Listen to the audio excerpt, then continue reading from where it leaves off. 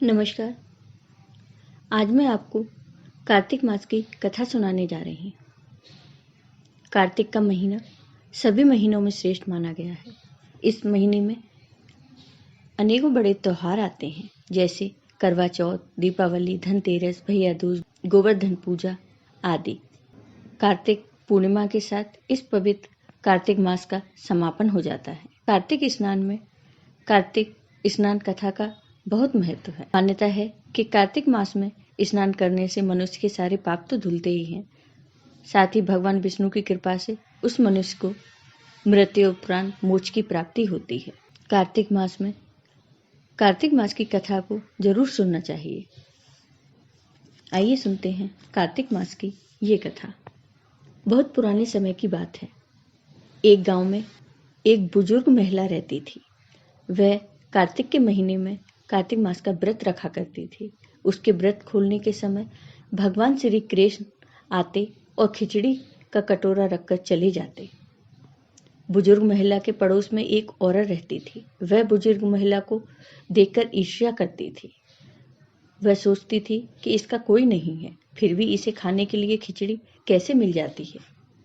एक दिन कार्तिक महीने का स्नान करने बुजुर्ग महिला गंगा नदी पर गई। पीछे से भगवान कृष्ण उनके लिए खिचड़ी का कटोरा रख गए। पड़ोसन ने जब खिचड़ी का कटोरा रखा देखा तो वह कटोरा उठाकर घर के पीछे फेंक आई।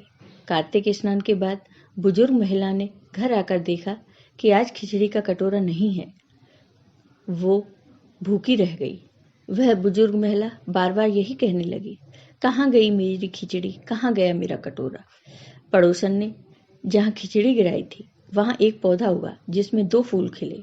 एक बार एक राजा उस नगर से निकला तो उसकी नज़र उन दोनों फूलों पर पड़ी। वह उन्हें तोड़कर अपने महल ले गया। महल आकर उसने वह फूल रानी को दिए, जिन्हें सूंघने पर रानी गर्भवती हो गई। कुछ समय बाद रानी ने 2 पुत्रों को जन्म दिया। वह दोनों बालक बड़े हो गए, लेकिन वह किसी से भी बात नहीं करते थे। लेकिन जब वो दोनों शिकार पर जाते तब रास्ते में उन्हें वही बुजुर्ग महिला मिलती जो अभी भी यही कहती थी, कहाँ गई मेरी खिचड़ी, कहाँ गया मेरा कटोरा।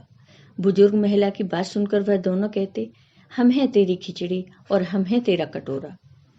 हर बार वह शिकार पर जाते तो बुजुर्ग महिला यही बात कहती और वह दोनों वही उत्तर देते। एक बार राजा को ये बात पता चली। उसे आश्चर्य हुआ कि दोनों पुत्र किसी से भी बात नहीं करते, तो उस बुजुर्ग महिला से कैसे बात करते हैं। राजा ने बुजुर्ग महिला को राजमहल बुलवाया और कहा कि हमारे पुत्र हमसे बात नहीं करते हैं, तो तुमसे यह कैसे बात करते हैं।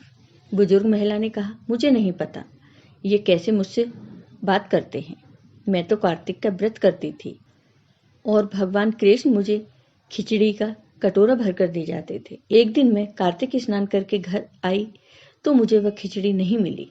जब मैं कहने लगी कि कहाँ गई मेरी खिचड़ी और कहाँ गया मेरा कटोरा, तब इन दोनों लड़कों ने कहा कि तुम्हारी पड़ोसन ने तुम्हारी खिचड़ी फेंक दी थी तो उसके 2 फूल बन गए थे। वह फूल राजा तोड़कर ले गया और रानी ने सूंघा तो पुत्रों का जन्म हुआ। हमें भगवान ने तुम्हारे लिए भेजा है। सारी बात सुनकर राजा ने बुजुर्ग महिला को महल में ही रहने का आदेश दिया। हे कार्तिक महाराज, जैसे आपने बुजुर्ग महिला की बात सुनी, वैसे ही आप सभी व्रत करने वालों की बात सुनना और उनकी रक्षा करना।